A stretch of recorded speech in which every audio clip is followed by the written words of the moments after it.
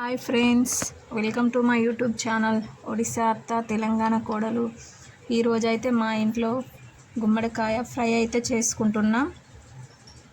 ఇదైతే ఈరోజే తీసుకొచ్చినాం. మార్నింగ్ ఫ్రెష్ గుమ్మడికాయ ఇలా మధ్యలోకి కట్ చేసుకోవాలి చాకుతో. చాలా టైట్గా అయితే ఉంది చూడండి, ఎల్లో అయింది పండు. ఇలా చిన్న ముక్కలుగా కట్ చేసుకోవాలి. మా అత్తమ్మ అయితే కట్ చేస్తున్నారు.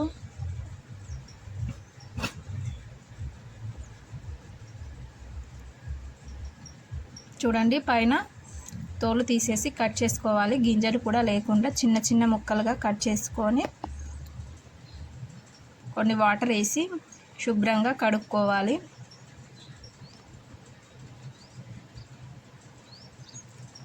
పోపు కోసం అయితే ఒక 4-5 పచ్చిమిర్చి, ఒక ఉల్లిపాయ చిన్న ముక్కలుగా కట్ చేసుకోవాలి.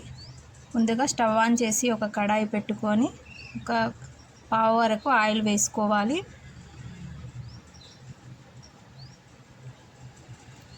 ఆయిల్ వేడైన తర్వాత ఒక 2-3 ఎండుమిర్చి వేసుకోవాలి.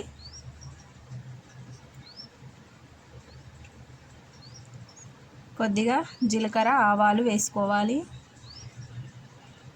కొంచెం కరివేపాకు వేసుకుంటున్నాం. ఇందాక కట్ చేసి పెట్టుకున్న ఉల్లిపాయ ముక్కలు, పచ్చిమిర్చి ముక్కలు వేసుకొని మంచిగా కలుపుకోవాలి. ఫ్రెండ్స్, గుమ్మడికాయతో ఇంకా స్వీట్ ఐటమ్స్ కూడా చేస్తారు కదా. మీరు ఒకవేళ చేసినట్లయితే కామెంట్ చేయండి, మేము చేసామని. ఒక స్పూన్ వరకు అల్లం వెల్లుల్లి పేస్ట్ వేసుకోవాలి. మళ్ళీ ఒకసారి మంచిగా కలుపుకోవాలి.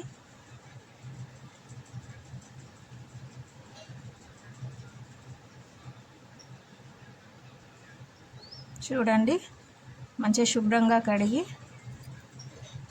ఒక ప్లేట్లోకి తీసుకోవాలి.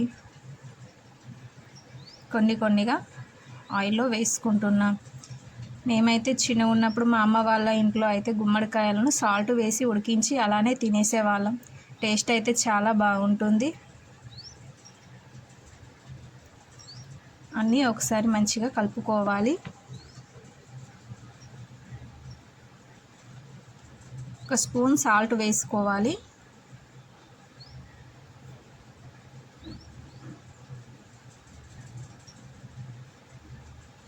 ఒక స్పూన్ పసుపు వేసుకుంటున్నాం.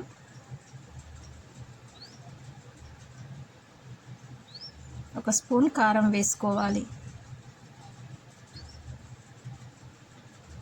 ఒక 2 టమాటాలను కట్ చేసి చిన్న ముక్కలుగా కట్ చేసి వేసుకోవాలి. ధనియా పౌడర్ ఒక స్పూన్ వేసుకోవాలి. మసాలా కూడా ఒక స్పూన్ వేసుకొని మంచిగా కలుపుకోవాలి. మంట అనేది సిమ్లో పెట్టి ఉడికించుకోవాలి.